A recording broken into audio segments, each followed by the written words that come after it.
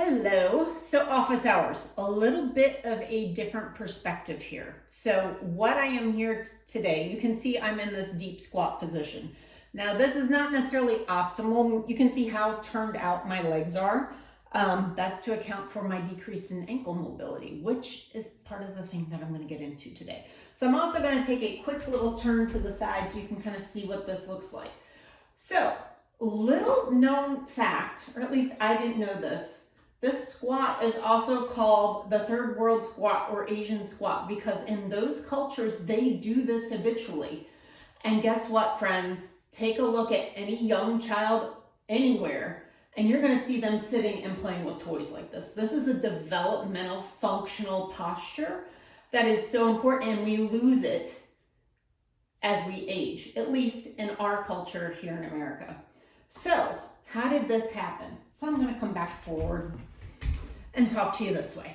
So interestingly enough, there was an article by Rosie Spinks, and part of the reason why we ended up in this or out of this position is because of toilets of all things. So back in the day, or even in Europe still, or remote areas, this is the position you get into to squat over the potty hole. So if you go in Europe, I've been in Italy where they've got the little treads and just a hole in the ground and you squat.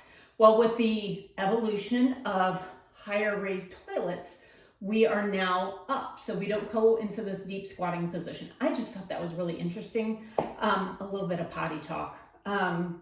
So here's the important thing about this position. And I am already getting a little bit tired in my hips and my ankles because I don't do this just a ton. This is a predictor of function. This is a predictor of mortality. So there was a study in the European Journal of Preventive Cardiology that said the inability to rise from the floor, which is a sitting rising test, also called an SRT, in case you wanted to know, was a predictor of mortality. For each point higher in the test, showed a 21% improvement in survival. I'm sorry, that's huge. Our ability to stand up from the ground is a very big thing that we need to be able to do. So I now offer and am certified in the functional movement screen. The deep squat is one of those things that we look at. Now, this is a little bit different. It doesn't look like this. If you check out my other post earlier, you will see you hold the bar, you're much more upright, your feet aren't turned out, all of that good stuff. But what it does show is limitations in mobility in your knees, hips, and your ankles. So if you have decreased mobility in one of those, guess what? That force is going to come from somewhere else to get the range. So that could be an increase in knee flexibility for decreased ankle mobility. So those are things we start to look at, and sometimes our back takes the brunt of that. So I am here to tell you that I can screen those things and look at them and provide an objective measure. And then based on what the results show, can give you exercises that will help prevent injury in the future, hopefully. So I am just here squatting, talking to you.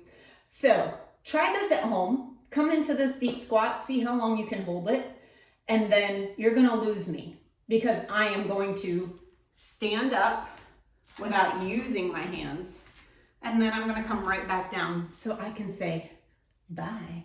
Where at Anchor Pilates, I believe in using Pilates as an anchor to empower you through strength, balance, and posture to help you anchor to life. Until next time, this is Office Hours signing off. Take care.